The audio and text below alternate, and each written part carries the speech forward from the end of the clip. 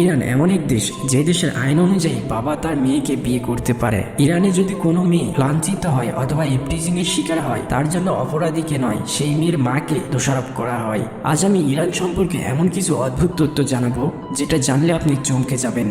আমি চমকে যাওয়ার কথা কেন বলতেছি সেটা ভিডিওটি শেষ পর্যন্ত দেখলেই বুঝতে পারবেন, তাই ভিডিওটি শেষ পর্যন্ত দেখুন। ইরান আসলে মুসলিম দেশ হলেও তারা শিয়া মুসলিম, সেই জন্য ইসলাম ধর্মের সাথে তাদের মিল থাকলেও তারা ইসলাম ধর্ম থেকে অনেকটাই আলাদা। পার্সিয়ান ভাষায় ইরান শব্দের অর্থ হচ্ছে আরিয়ানদের ভূমি। অনেক ইতিহাসবিদ মনে করেন ইরান একটি হিন্দু দেশ, কিন্তু তারপরেও ইরান একটি মুসলিম দেশ। এই দেশের আইন শিয়া মুসলিম ধর্ম অনুযায়ী চলে।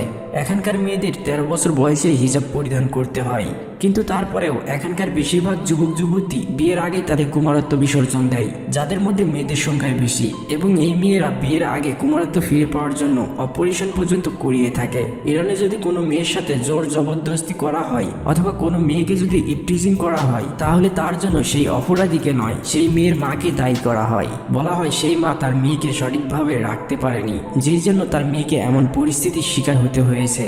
ইরানে কেউ চাইলে কয়েক ঘন্টা অথবা কয়েক মাসের জন্য চুক্তিবদ্ধ বিয়ে করতে পারে। এই ধরনের বিয়েকে ইরানে মুঠা ম্যারেজ অথবা অস্থায়ী বিয়ে বলা হয়। এই দেশের আইন অনুযায়ী এই বিয়ে সম্পূর্ণ বৈধ।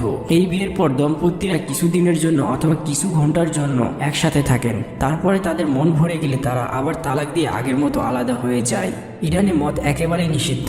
এখানে যদি কেউ মদ পান করার সময় ধরা পড়ে, তাহলে শাস্তি হিসাবে চাবুক দিয়ে 80 বার আঘাত করা হয়। কিন্তু তারপরেও ইরানে প্রতি বছর 8 কোটি লিটার মদ পান করা হয়। ইরানে যে কোনো বাবা তার পালিত মেয়েকে বিয়ে করার অনুমতি পায়, কিন্তু শর্ত একটাই, যে সেই মেয়ের বয়স 13 বছরের বেশি হতে হবে। ইরানে যদি কেউ বিয়ের জন্য অনুমতি চায়, তাহলে সেই ছেলে মেয়েকে প্রথমে 1 ঘন্টার বেশি সময় ধরে গর্ভনিরোধক বিষয়ে লেকচার শুনতে হয়, তারপরে তারা বিয়ের অনুমতি পায় বা বিয়ে রেজিস্ট্রি করতে পারে। এখানকার মেয়েদের 13 বছর বয়সে বোরকা পরার জন্য বাধ্য করা হয়, কিন্তু এখানকার পুরুষরা যে কোনো কাপড় পরতে পারে এবং যেখানে খুশি যেতে পারে, কোনো বাধা নিষেধ নেই। কিন্তু ইরানে শুধুমাত্র পুরুষদের টাই পরা নিষেধ।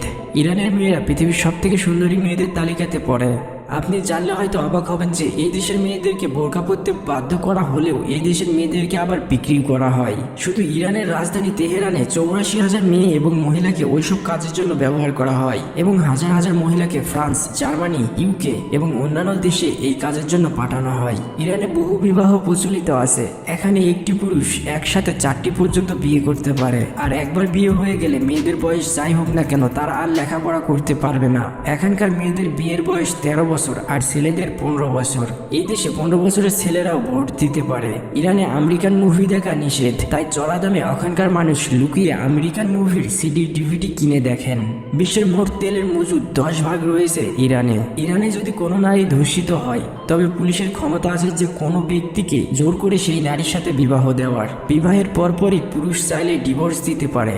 আর ইরানে স্ত্রী হিসাবে ডিভোর্সি নারীদের চাহিদা অবিবাহিত নারীদের চেয়ে বেশি। বন্ধুরা, এই ছিল ইরান সম্পর্কে কিছু অজানা তথ্য।